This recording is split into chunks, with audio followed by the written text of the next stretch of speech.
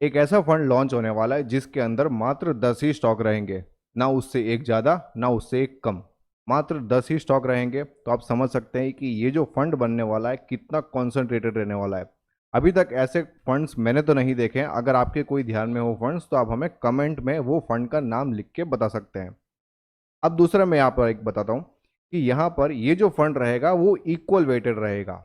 मतलब 10 स्टॉक के अंदर इन्वेस्टमेंट होगा, तो जो हमारा इन्वेस्टमेंट होगा वो सारे 10 के 10 स्टॉक के अंदर इक्वली डिवाइड हो जाएगा।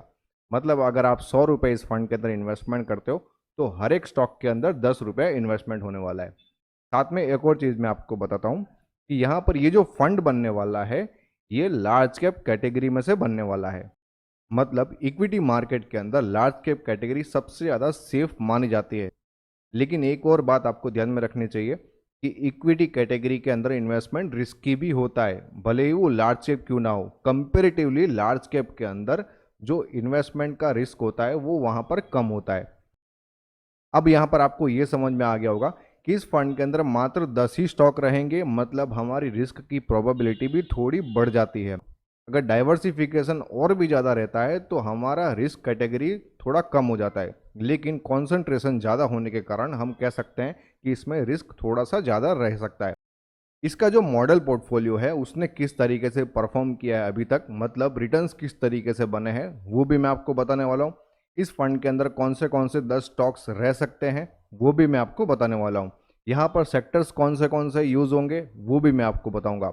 और एक और बात मैं आपको बताना चाहता हूँ कि अगर आपको इन्वेस्टमेंट के रिगार्डिंग किसी भी तरीके के क्वेश्चन है तो हम हमें कमेंट में लिख कर बता सकते हैं। मैं उसके लिए अब से अलग से एक डेडिकेटेड वीडियो बनाऊंगा जहां पर आपके मैं नाम भी मेंशन करूंगा और आपका जो भी प्रॉब्लम होगा वो उसका मैं सॉल्यूशन देने वाला हूं। आपका साइकोलॉजी किस तरीके से वर्क करता है वो मैं आपको बताऊंगा, उसके रिलेटेड आप हमें क्वेश्चन पूछ सकते हो। साथ में आपको अगर फंड चूज करना है कोई भी सेक्टर के अंदर या फिर कोई मार्केट कैप के अंदर, तो किस तरीके से करना चाहिए मैं आपको रिकमेंडेशन नहीं दूंगा, लेकिन जो प्रोसेस है वो मैं आपको अच्छे से बताऊंगा, ताकि आपका जो इन्वेस्टमेंट जर्नी हो वो बहुत ही सिंपल और बहुत ही आसान और लॉन्ग टर्म के लिए हो, ताकि आपको भी इन्वेस्टमेंट के अंदर कॉन्फिडेंस हो। साथ में अगर आपको कोई क्वेश्चन हो मार्केट के सिनेरियो के बारे में या फिर अभी का जो करंट सिचुएशन है उसका जो इफेक्ट होता है शेयर मार्केट के ऊपर वो किस तरीके से हो सकता है, तो उसके बारे में भी आप हमें क्वेश्चन करके पूछ सकते हो। रिसेंटली शेयर मार्केट के अंदर अगर कोई इवेंट आने वाला है तो वो मार्केट को किस तरीके से इफेक्ट करेगा वो भी आप हमें पूछ सकते हो, या फिर आपको जो भी क्वेश्चन हो मार्केट के बारे में या फिर म्यूचुअल फंड के बारे में तो आप हमें पूछ सकते हो। मैं आपके कमेंट्स में आपके क्वेश्चंस का वेट करूंगा। तो हम स्टार्ट करते हैं इस फंड का रिव्यू, वो भी डिटेल में।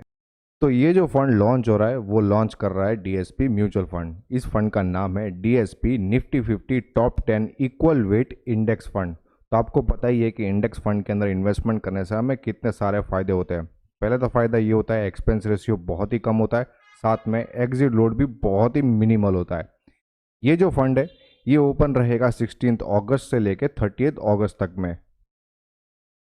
अब यहाँ पर जो इन्वेस्टमेंट करने का क्राइटेरिया है वो मैं सिंपल तौर पर आपको समझाता हूँ। जैसे कि लार्ज कैप के अंदर टॉप 100 स्टॉक्स है, ठीक है, उसके अंदर से मात्र 50 स्टॉक्स को ही शामिल किया जाएगा, मतलब चूज किया जाएगा। और उसके अंदर से भी जिसके अंदर लास्ट 6 महीने के अंदर फ्री फ्लोट मार्केट कैप जिसका ज़्यादा रहेगा वही 10 स्टॉक्स को यहाँ पर इस फंड के अंदर शामिल करने वाले हैं। अगर आपको भी इस फंड के अंदर इन्वेस्टमेंट करना है तो लिंक मैंने डिस्क्रिप्शन के अंदर दे दिया है, वहाँ से आप आसानी से इन्वेस्टमेंट करना स्टार्ट कर सकते हैं। अभी रिटर्न के मामले में अगर देखें तो यहाँ पर आप देख सकते हैं कि अलग अलग इंडेक्स के साथ में यहाँ पर हमने कंपेयर करके रख दिया है।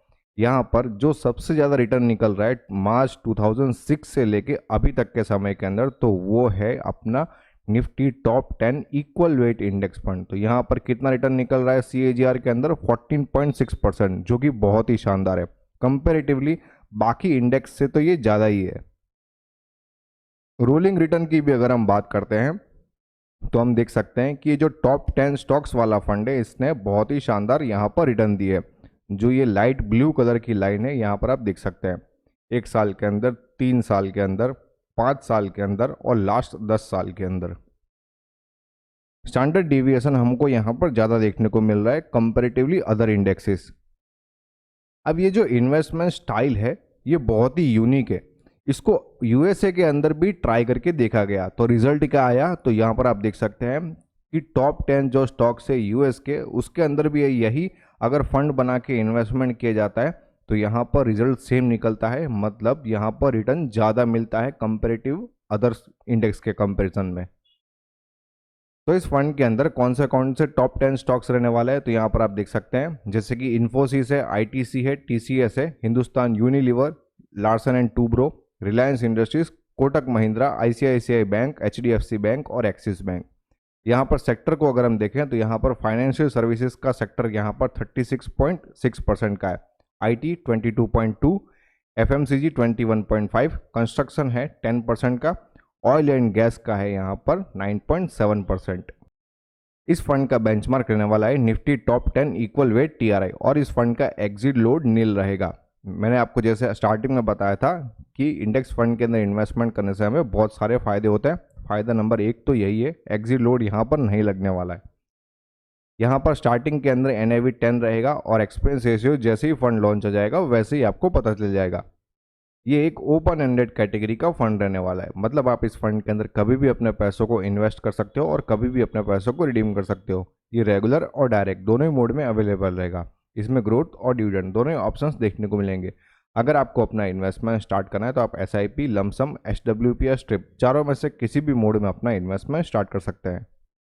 मिनिमम इन्वेस्टमेंट की बात करें तो लमसम मोड में मात्र 100 रुपीज़ से आप अपना इन्वेस्टमेंट स्टार्ट कर सकते हैं, या फिर अगर आपको अपनी एसआईपी स्टार्ट करनी है तो यहाँ पर 100 रुपीज़ पर मंथ से आप अपनी एसआईपी स्टार्ट कर सकते हैं। इन्वेस्टमेंट कहाँ से करना है तो लिंक मैंने डिस्क्रिप्शन के अंदर दे दिया है, वहाँ से आप अपना इन्वेस्टमेंट स्टार्ट कर सकते हैं। अगर कोई ऐसा इन्वेस्टर है जिसको सीरियस अपना इन्वेस्टमेंट स्टार्ट करना है तो ये नंबर पर आप कॉन्टैक्ट कर सकते हैं। अब मेरा क्या मानना है इस फंड के बारे में वो मैं आपको बताता हूँ। देखो, ये फंड जो है मात्र 10 स्टॉक से ही बना हुआ है, बहुत ही ज़्यादा कॉन्सेंट्रेटेड है, फिर भी ये डाइवर्सिफाइड है क्योंकि अलग अलग टाइप के यहाँ पर सेक्टर्स अवेलेबल रहने वाले हैं। अगर आप लॉन्ग टर्म के लिए इन्वेस्टमेंट करना चाहते हो तो ये फंड आपके लिए सही साबित हो सकता है। अगर आपने और भी कहीं पर भी इन्वेस्टमेंट किया हुआ है तो इस फंड के अंदर इन्वेस्टमेंट करके आप अपने पोर्टफोलियो को डाइवर्सिफाई कर पाओगे। लेकिन एक बात याद रहे, ये फंड शॉर्ट टर्म के लिए तो बिल्कुल भी नहीं है। अगर आपको फिर भी कन्फ्यूज़न है तो आप अपने एडवाइज़र से बात करके इस फंड के अंदर इन्वेस्टमेंट करना स्टार्ट कर सकते हैं।